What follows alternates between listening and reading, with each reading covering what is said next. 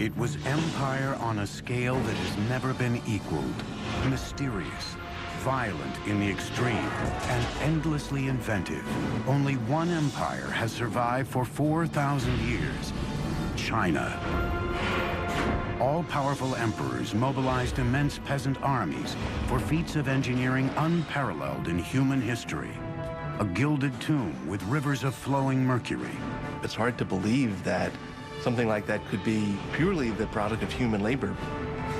The world's longest canal. A naval fleet mightier than any that had ever put to sea. But none can compare to the monument that would change the face of the earth. The Great Wall of China. This is the biggest project management in history. And yet, dynasty after dynasty, consumed by vanity and greed, would be toppled from power when the people rose up and oppression turned to destruction.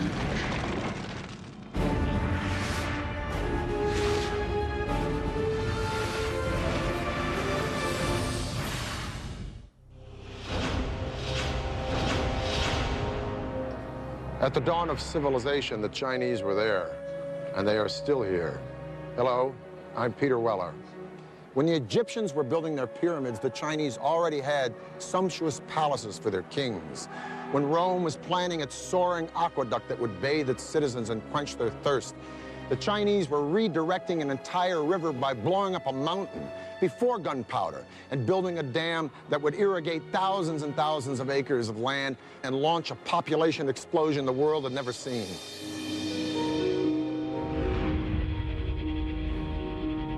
"4 thousand years ago, Chinese civilization rose and spread across a vast area, 1/3 larger than the United States. But for centuries, China was in turmoil. Separate kingdoms battled for power and control. Conflict and combat ravaged the land. China was, as we think of it today, more or less, was made up of a number of states, all of which were fighting with one another for supremacy. The period was called the Warring States.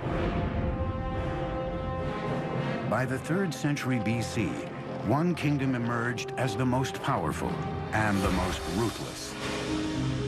A western province home to a hostile, warlike people. They were ambitious, forbidding, and determined to conquer and unite all 7 kingdoms. They were called the Qin. Their unification of this vast land would create an empire like no other the world has ever seen. The Qin prospered in a region that was fertile and flat, with access to prime trading routes like the famed Silk Road, connecting them to the farthest reaches of China and beyond. Over time, the Qin developed 2 critical military advantages over the other kingdoms. From neighboring nomads and barbarians, the Qin mastered horsemanship.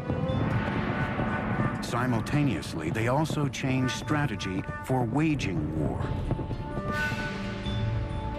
Until now, wars had been fought by small platoons of nobles riding in chariots.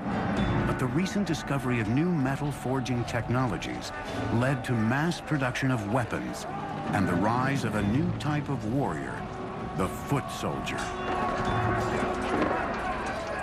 It was a time when the use of iron became much more widespread. So just at the same time as infantry armies, which tended to be much larger, came in, so it was possible to make more weapons. With this tactical breakthrough, the Qin launched an offensive to conquer all of China. As one kingdom after another fell, the Qin faced a new challenge: how to quickly produce enough food to fuel their now massive army.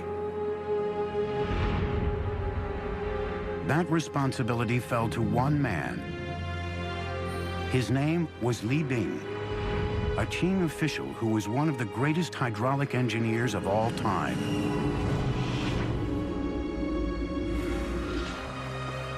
Under his guidance, Chinese builders would construct a masterpiece of engineering. For centuries, the Min River had tormented the Chinese people, causing winter droughts and summer floods. Now, Li Bing would was determined to harness its raging waters. The centerpiece of his plan was a levee that would create a whole new waterway, a channel to control flooding, as well as to provide a water supply for desperately needed food production. But Li Bing had an enormous problem. Mount Jiang, standing directly in the path of his irrigation channel. He couldn't move the mountain, so he decided to carve a path for his new waterway straight through it. Long before the invention of gunpowder, it would have taken decades to cut a path through the mountain by manual labor using only hammers and drills. The Qin military demanded more immediate results, forcing Li Bing to devise a bold new technology. He'd let the forces of nature do the heavy lifting for him. First, heating the rocks through controlled fires, then dousing them with cold water. This caused the boulders to crack into small pieces that could be carted away. 8 years after he started, Li Bing had blasted an irrigation channel straight through the mountain. Now he had to construct the enormous levee that would divert the waters of the Min into the new irrigation channel. Thousands of workers were brought to the site, working with nothing but muscle and chisels, carving out the earth. Remarkably, Li Bing designed a levee that could regulate the raging waters of the Min according to the season. In summer, more water could be driven to the irrigation channel to prevent flooding along the river. In winter, the proportions were reversed, directing more water into the river to avoid drought. By irrigating a vast stretch of Qin territory, Li Bing's levee triggered a massive population boom, and the military had a new base to launch attacks into enemy territory.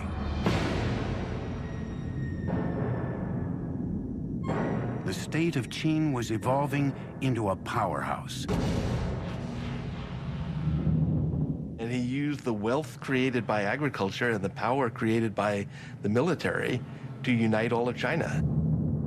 In 247 BC, that job was left to the Qin's new emperor, a 13-year-old named Ying Zhang. The young ruler assumed the throne with his mother acting as queen dowager.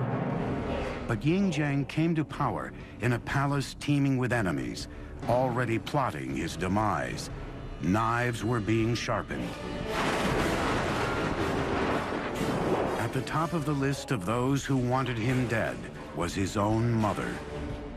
She now had a lover and 2 new sons she wanted on the throne. At the age of 22, Ying Zhang discovered her plot to have him killed. He had his mother banished and his stepbrothers and her lover killed. His authority was now absolute. With his throne secured, Ying Zhang sent his armies out to finish the job of unifying all of China. Only one kingdom stood in the way. They were called the Chu. In 238 BC, the Qin launched an epic all-out war on the Chu in a conflict that raged doggedly on for 15 years. Finally, in 223 BC, they too raised the banner of surrender. The last great obstacle to the Qin conquest of China had been crushed. The Qin supremacy over the Chu is they were able to organize their armies in a much more efficient way than had been done before. The Qin dream of empire was complete. China was unified and at peace. Now a true emperor, Ying Zhang needed a royal name. He would come to be known throughout China and around the world simply as Shi Huangdi, the first emperor. Shi Huangdi proclaimed his dynasty would last 10,000 generations. It was during his reign that China embarked on perhaps the most spectacular construction project of all time, a wall, unlike any the world had ever seen. But the Qin would pay a heavy price for their emperor's grand ambitions. in the wrath of ruthless leaders and the blood of its own people. The Chinese invented deep drilling in the 1st century BC and were able to drill boreholes up to 4,800 feet deep. 220 BC, China's first emperor, the triumphant Shi Huangdi, sets off to survey his new empire. For the first time ever, China was unified and secure, and he intended to keep it that way with the most ambitious engineering project ever conceived, the Great Wall of China. Well, the Great Wall was a linking up of walls that had existed previously. A number of states in the north of China had built walls partly to defend against one another, but more importantly, to defend their northern frontier. It remains to this day unsurpassed by modern engineering, a single impregnable barrier to seal the vast Chinese empire from the outside world, along a border that stretches for thousands of miles. This is Chongcheng. In Mandarin, it means long wall. And believe me, covering more turf than the continental United States is wide, and including all of its spurs that go off into no place, it's 6,000 miles. And man, that's long. Shi Huangdi, China's first emperor, started building it 2,000 years ago. It was worked on right up until the 17th century. But the original wall didn't look like this. It was kind of a mud brick affair, but it presented an interesting engineering challenge nonetheless, because it had to go all the way from the sea in the east to the Gobi Desert in the west, just to keep the northern nomads like the Mongols out and the Chinese people in. If it took the audacity of emperors to dream great, it took the relentless drive of the Chinese labor force to build great, but not without a price. Their capacity to endure hardship was unimaginable. Men, women, and children worked with their hands on this wall, and if you complained or tried to run away, you were killed. Disease was constant, injury was commonplace. Dressed only in rags, these people suffered bitter cold, bitter hunger, bitter exhaustion. Records say that at the height of production on this wall, close to 1/5 of China's entire labor force, 1 million people were working here, and 1/4 of those people died. And if you died here, usually you were buried here, in the wall, giving rise to its other nickname among some, the Long Graveyard. Millions of arms and legs and backs were broken to build the wall. There is very moving poetry, mostly written by wives and mothers, about young boys going off and working on the Great Wall Project, not having food, dying in the cold winters, and never returning home. But brute force would not be enough. Different regions had vastly different terrain and varying construction materials on hand. Wherever possible, engineers added to existing walls, but most of it was built from scratch. They devised a brilliant system utilizing one material they had in abundance. The tamped earth method is what Chinese is called a hangtu.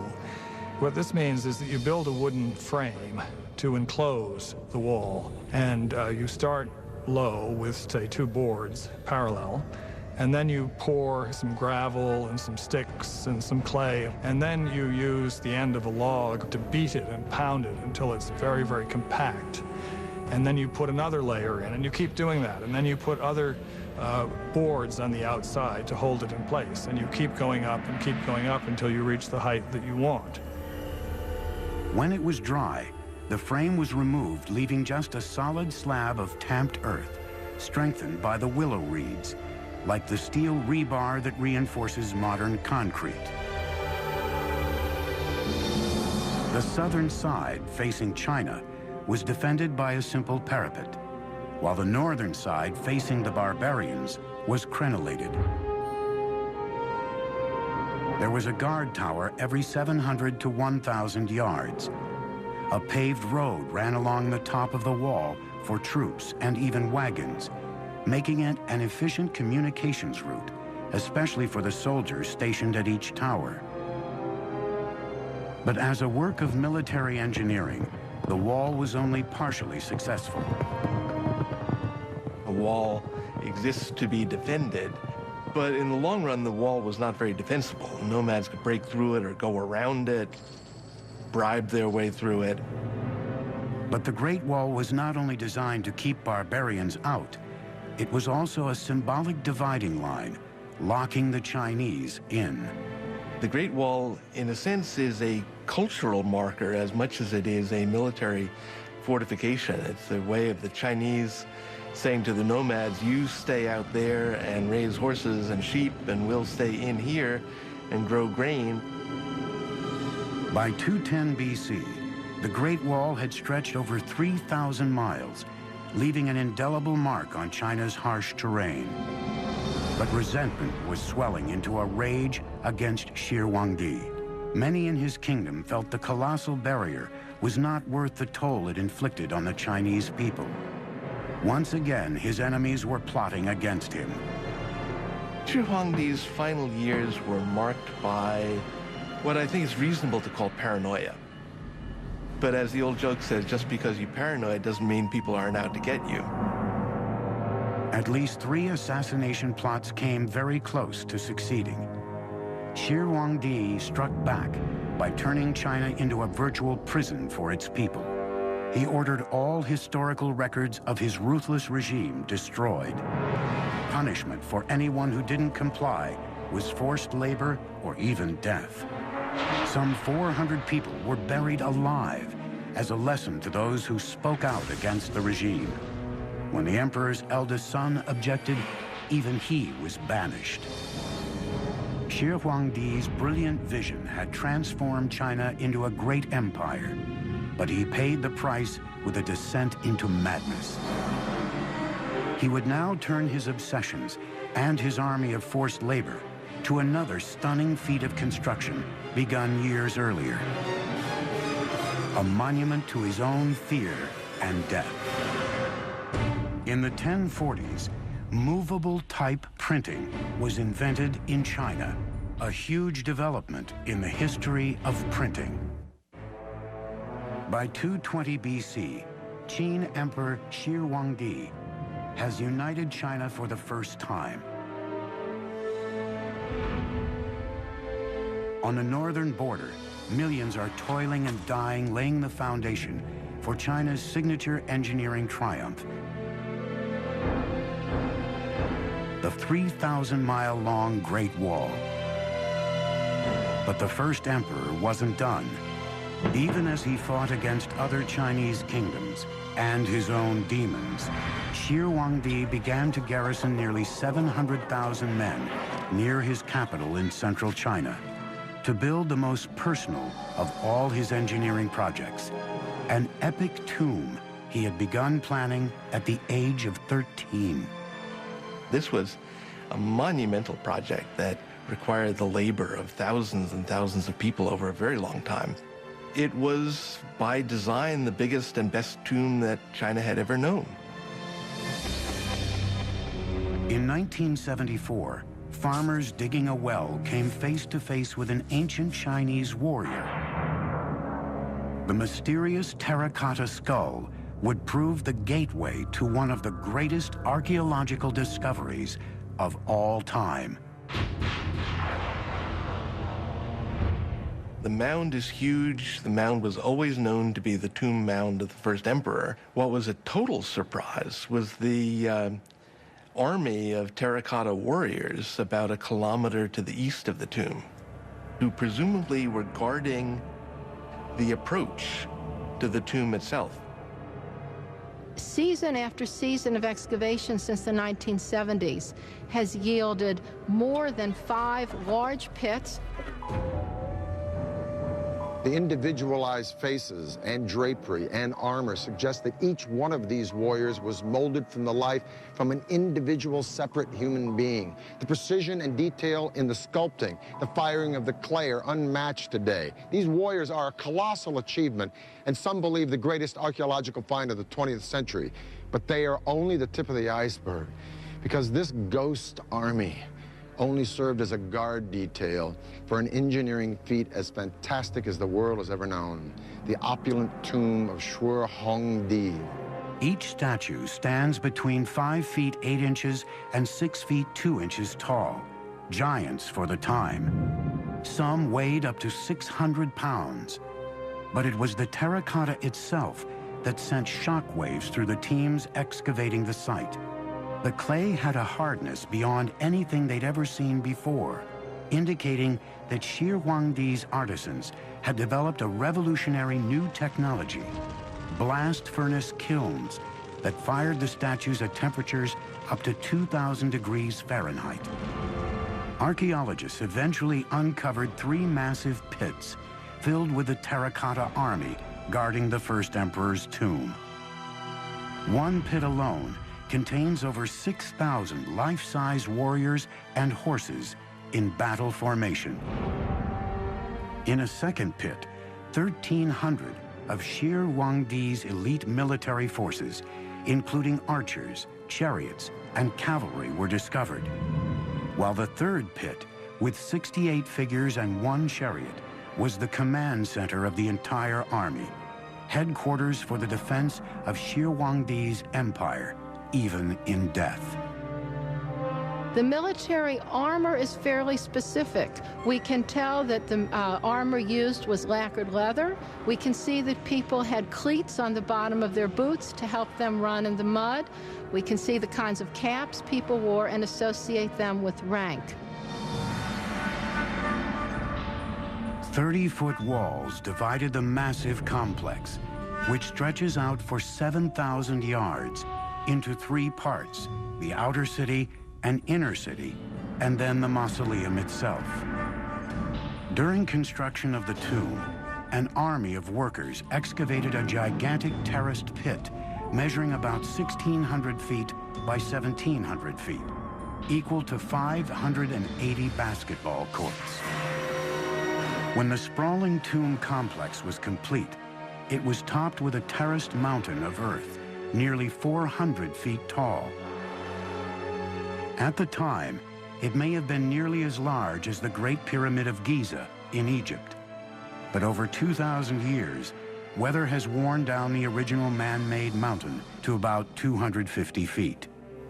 It's hard to believe that something like that could be purely the product of human labor, but it is. That mound was put there, basketful of earth after basketful of earth, to cover what we assume is an entire underground city dedicated to the afterlife of the first emperor.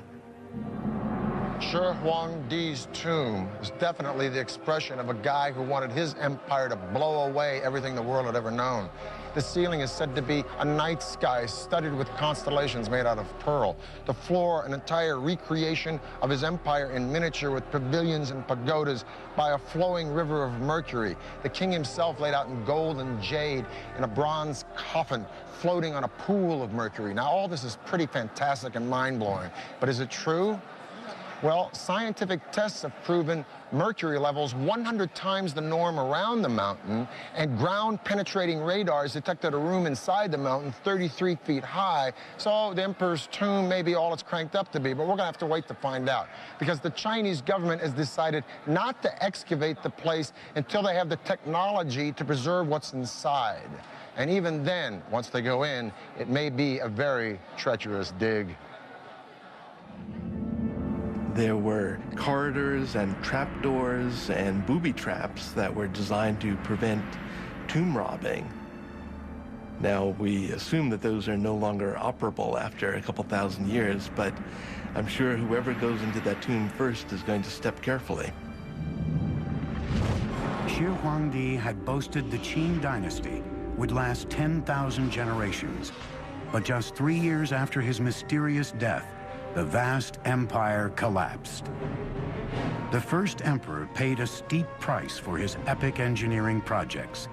The Great Wall and magnificent tomb bankrupted the country and ultimately broke the backs of China's peasants. Pushed to their limits, the people revolted, and China was plunged into chaos. Shi Huangdi is said to have died from ingesting mercury, which he believed to be an elixir of immortality. Shi Huangdi, the first emperor of a united China, is dead. Few mourn. Many have eagerly anticipated an end to the hated and ruthless Qin dynasty. A vicious power struggle ensued for control of the empire. In a word, it was chaotic. Very quickly, after the death of Qin Shi Huangdi, things fell into civil war with various people vying for power. 206 BC, a new ruler comes to power determined to bring stability to China. His name was Liu Bang, a former soldier and cunning politician who knew how to win the hearts and minds of the people. Over the next 4 years, Liu Bang consolidated his rule and rallied the people behind him.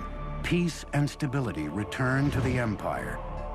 By the time he died in 195 BC, he had launched a dynasty that would thrive for nearly 4 centuries, the Han. The Han embarked on a wall-building campaign even more massive than Shi Huangdi's. They extended the Great Wall much further to the west than it had been, and set up a set of garrisons and a series of watchtowers that guarded the trade routes out into Central Asia for hundreds of miles to the northwest of the capital. The Han built their fortresses at closer intervals than earlier dynasties, every 1 to 3 miles. In areas of heavy enemy activity, that could increase to only 500 yards apart. Han soldiers had 3 critical missions along the wall: defend against invasion, gather military intelligence on enemy activity, and keep the vital beacon towers maintained and supplied with beacon fire fuels. Han Dynasty signal towers incorporated several sorts of alarms.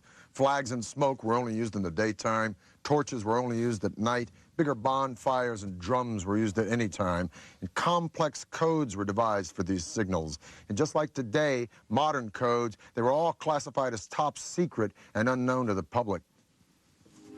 From around 200 BC to 200 AD, just about the time that Rome was dissolving as a republic, only to be reborn as an empire that would gobble up and transform the Western world, China was an empire that was consuming and transforming the East. During the Han Dynasty, the population of China grew to 50 million people. The empire went as far south as Vietnam, as far west as Afghanistan. It was massive. But after 400 years, just like Rome, internal disintegration started to overshadow military success, and in 184 AD, a peasant rebellion brought the Han Dynasty to a screeching halt. And once again, China was on the verge of chaos. For 3 centuries, warfare, treachery, and death were the rule in China. And once again, it took a ruthless hand to put an end to the time of turmoil. In the 6th century, a northern people, the Sui, declared war on the chaos, conquering one part of the empire after another, until China was united again, for the first time since the Han Dynasty fell 3 centuries earlier. The Emperor Yangdi would build the Sui Empire on the foundation of nearly 1,000 years of dynasties that came before. Unlike previous emperors who had concentrated on fortifying China against the outside world, Yangdi would channel his energies inward and strengthen his empire within its borders. China is vast, and its waterways provided the most efficient means of transportation over such great distances. 2 major rivers traverse the country east to west, the Yangtze in the south and the Yellow River in the north, but they are 1,000 miles apart. China was a house divided. Yangdi decided to do something about that. He aimed to link northern and southern China by a gigantic central artery, a grand canal, a kind of hydraulic highway for merchants, soldiers, and citizens. very common to China in terms of constructing any large infrastructure project. They would look at existing waterways and try to find area where they could connect and link the entire canal. They want to take advantage of the natural geography. This gigantic construction project would take more than 1 million man-days of work, most of it digging. Living and working conditions were horrendous, harsh and primitive. Tens of thousands died of starvation, fatigue, and illness. Many were simply beaten to death by overseers.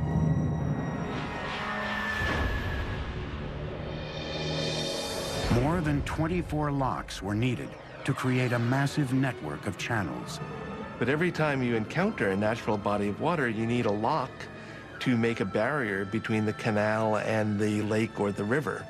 When you go up any significant grade, you have to have locks to raise the water and the boats with it to get over any rise in the terrain. It took 5 million workers over 6 years to build the Grand Canal. When it was built, it stretched 1,200 miles, and it was the longest and most ambitious canal project that had ever been enacted on the Earth up to that time. By connecting the Yellow River with the Yangtze, the Grand Canal could now transport goods up to 45 miles a day. Major cities along the canal grew into silk, porcelain, and cotton centers. Merchants and artisans supplied manufactured goods to opening markets throughout the entire country. Economically speaking, it made interregional trade much easier, as well as providing work for a lot of people building it, maintaining it, working on it, transporting goods and people up and down it. Like the Nile in Egypt, it integrated the North and the South, strengthening the foundations of a unified empire. Well, the canal was a tremendous generator of wealth. There was opportunity for poets to travel, for painters to wander and begin painting landscapes. So it really was an engine of cultural development, not just along its own route, but with influence far beyond its own confines. With his engineering feat completed, Emperor Yangdi decided it was time for a victory tour down the Grand Canal. It was a garish spectacle, with an entourage of thousands, traveling in opulence that bordered on the obscene. Well, the emperor had beautifully appointed luxurious imperial barges that could take him down the Grand Canal. So he would spend as much as half of every year enjoying himself in the sunny south. The emperor redefined luxury, demanding exquisite foods and exorbitant tribute from every county and town along the canal. When large amounts of leftover delicacies were dumped overboard, the destitute who built the canal watched from the shore in despair. But once again, a Chinese emperor underestimated the power of the people. His voyages of conspicuous consumption fueled a mounting sense of rage against his decadent regime. In 618 AD, the people rebelled in a series of peasant uprisings throughout the country. Once again, chaos consumed China and soon reached the palace itself. Emperor Yangdi was killed by his own generals, and the Sui dynasty came to an abrupt end. But with the empire united again, the stage was now set for China's golden age. And for the first time, China's engineers would extend the empire's reach around the globe. From the 4th century BC on, the Chinese used blast furnaces to cast iron, nearly 1,800 years before its widespread use in Europe. 6 centuries ago, an astonishing armada of Chinese ships crossed the China Sea before venturing west to Ceylon, Arabia, and East Africa. It was a fleet unlike any that had ever put to sea. Giant 9-masted junks escorted by dozens of supply ships, patrol boats, and transports for cavalry horses. Crew totaled more than 27,000 sailors and soldiers. This was the famed armada of the powerful Ming Dynasty, a herald to the world that after a century of Mongol domination, China was returned to its rightful rulers. At its helm was an unlikely admiral, a commoner from the outlying Yunnan province, who rose to become one of the most powerful figures of the Ming Dynasty. His name was Zheng He. Zheng He was 11 when his hometown was conquered by the Ming. He was plucked from his family, brought to court as a gift for the emperor's son, and castrated.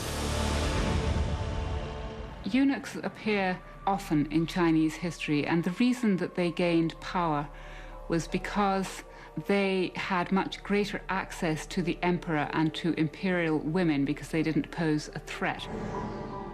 Zheng He soon rose through the ranks to become the chief lieutenant to the emperor himself. Together, they sketched out a bold plan for conquest of the seas. Zheng He was named to lead an extraordinary fleet of ships. It was an engineering challenge unlike anything a Chinese dynasty had ever attempted. He was somebody who definitely wanted to create a personal stamp on the world. He ordered 337 ocean-going ships. An additional 188 flat-bottom transports were converted for ocean travel. Just to get the building materials together, get the craftsmen, get the designers and all the rest, and then, say, put together a fleet of 300 ships is remarkable. I mean, the British fleet in the time of Napoleon, it had really an upper limit of about 100 ships of the line, men of war. An army of 30,000 carpenters, sailmakers, and sailwrights worked and lived at the shipyards, working day and night on Zheng He's magnificent fleet. At the center of the enormous shipyard, 7 1,500-foot dry docks were separated from the Yangtze River by 25-foot-high dams. Once the ships were complete, the dams were opened, flooding the dry docks. The flagship of the fleet was a spectacular 9-masted vessel measuring 440 feet, nearly 1.5 times the length of a football field, making it the largest wooden ship ever built. Designed for stability, it had a flat bottom filled with heavy ballasts of stones and an innovative exterior rudder post that could be raised to reduce the ship's draft in shallow waters. Watertight bulwark compartments, inspired by the partition shape of bamboo stalks, stored drinking water and supplies, and kept the ship afloat if the hull was breached. The second deck had living quarters for the crew. The kitchen, mess hall, and operations were on the third, while the fourth deck was used as a high fighting platform. Fully rigged, the flagships had 9 staggered masts and 12 square sails of red silk soaring skyward. Other ships were armed with as many as 24 bronze cannons, capable of firing up to 900 feet. Their bows and sterns had reinforced high profiles for ramming smaller boats. Some ships carried horses or transported troops. Others were freshwater tankers, packed with provisions for up to 28,000 men. We're talking about a really, really big fleet. It had as many soldiers and sailors on it as the Spanish Armada of 1588. It had about twice as many ships. In 1405, the eunuch commander Zheng He set sail for the world. Zheng He was not an explorer. What Zheng He was doing was what we would call in modern terminology power projection. During his 28-year naval career, Admiral Zheng He visited 37 countries, traveled around the tip of Africa into the Atlantic Ocean, and commanded a single fleet whose numbers surpassed the fleets of all Europe combined.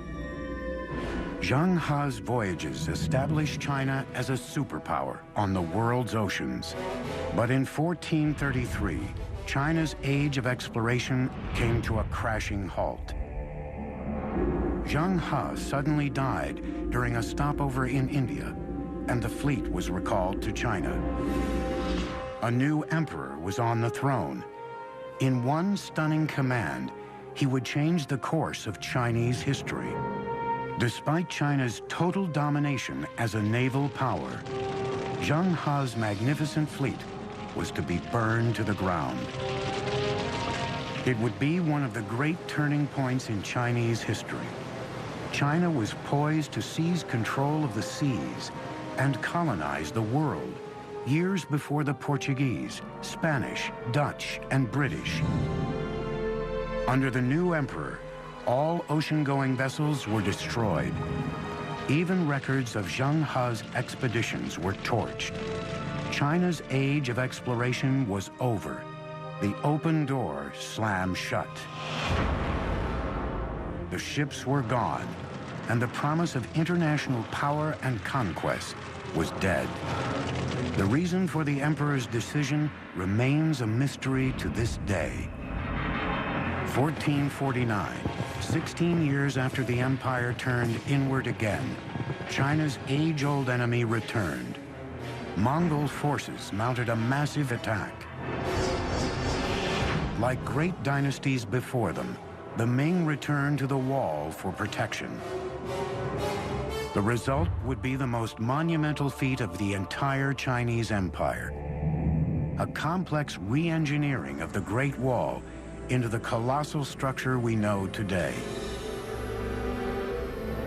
Earlier walls had been primarily made of stamped earth. The Ming walls were faced with brick and stone. They were much more solid, and those are the ones that we can still see parts of today. A crude mortar of sticky rice and burnt lime created a seal between bricks that rivaled modern cement in strength. Construction of military fortifications on the Great Wall reached its peak under the Ming. Double walls were added in military zones, along with strongholds, passes, and other reinforcements. Watchtowers of various shapes and sizes served as shelters or simply as signal stations along the wall. Shelter towers were built large enough to store food and arms and serve as the living quarters for soldiers. A staircase from the interior led up to the top of the tower, with small holes on each side of the wall for lookouts. The overall defenses were enhanced with a variety of features, including artillery. The Chinese have a clear superiority over the Mongols in gunpowder weapons. And as long as the Ming Dynasty could maintain a cohesive enough army along the Great Wall, they were capable of resisting individual Mongol attacks. By the end of the Ming Dynasty, over 6,000 miles of wall, including its many loops and digressions, sprawled across northern China.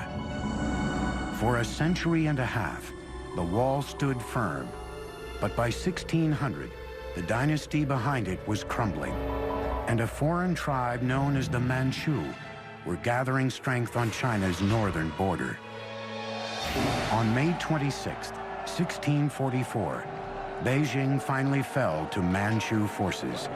It would take the Chinese more than 250 years to overthrow the invaders from the north. But when they did, a new Chinese kingdom emerged, like none before it, Communist China. Nothing symbolizes the enduring power and imagination of the Chinese more than this Great Wall. Of all of the civilizations that have reached the glorious heights of empire, only one has avoided the inevitable oblivion that follows. Emperors come and go, but for thousands and thousands of years, from the dedication and vision and resilience and brilliance of these remarkable people, they have pushed their civilization to triumph again and again and again, where others have simply morphed or dissolved or just faded away. At the dawn of humanity, the Chinese were here, and they are still here, and they ain't finished yet. I'm Peter Weller for the History Channel.